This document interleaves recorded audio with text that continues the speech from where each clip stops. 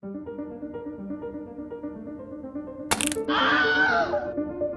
hello again, welcome to the break. Hey, quick show of hands, who out there predicted a Jack Hermansson victory via dominating Jacare Souza in every aspect of the fight from the feet to the floor? And by all means, go ahead, keep those hands up just so, the rest of us will know who the liars are.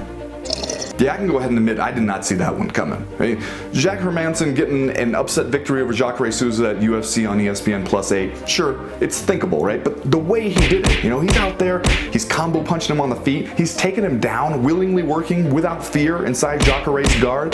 That's just not something that a whole lot of people do. That's a for real night of work right there. So I guess what I'm saying is maybe when Hermansson keeps telling us that he is a for real middleweight contender and he's really out here trying to get that belt, might be time to believe him.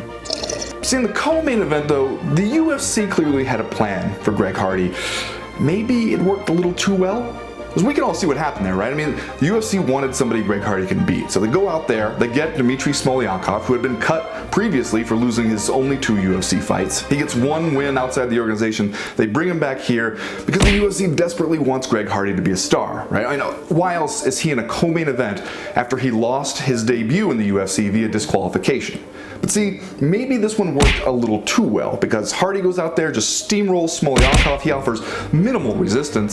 Even Dana White shows up to the press conference afterwards like, where'd they find this guy? This guy's terrible. Well, that is in fact exactly how you found him. Don't worry though, Hardy, he's keeping it into perspective. He showed up to the press conference and started comparing himself to Bo Jackson and Michael Jordan. Again, his current record in the UFC is 1-1, and he has yet to even face anyone who has a victory inside the UFC. So, meanwhile over in Bellator, this is a mess. Yeah. Bellator 220, Rory McDonald and John Fitch, they fight to a majority draw in the main event. And since it's a title fight and there was no actual winner, the belt stays with McDonald. But since it was also the first round of a tournament, somebody has to move on. And that somebody, because he came in with the belt apparently, is McDonald. Even though in his post-fight remarks sounds like he's not even 100% sure he wants to keep fighting. Because he has a newfound religious faith. He has this important relationship with God that makes him feel maybe not so excited about hurting someone for money inside a cage anymore. So yeah, good luck trying to put that one on the poster for the next fight, I guess.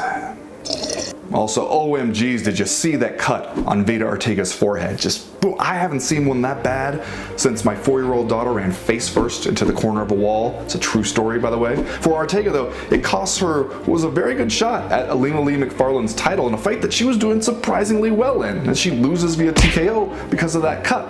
Now, I can't speak for Ortega, but for my daughter, what she really remembers about that experience was that when she went to the hospital to get it stitched up, they gave her not 1, but 2 popsicles. So, all I'm saying to Ortega is, play it for all it's worth, maybe ice cream sundae even, who's gonna tell you no? Finally this week, my new favorite response to a booing crowd, it's Corey Sandhagen. He goes out there, wins a decision over John Lineker, the crowd doesn't like it, they're letting him hear it during a post-fight interview, and instead of just trying to act like it's not happening the way most fighters do when they're getting booed in their interview, he goes ahead and says, that doesn't feel very good, but okay. Oh, Corey. Bless your heart, you kind, gentle soul. Yeah, ice cream.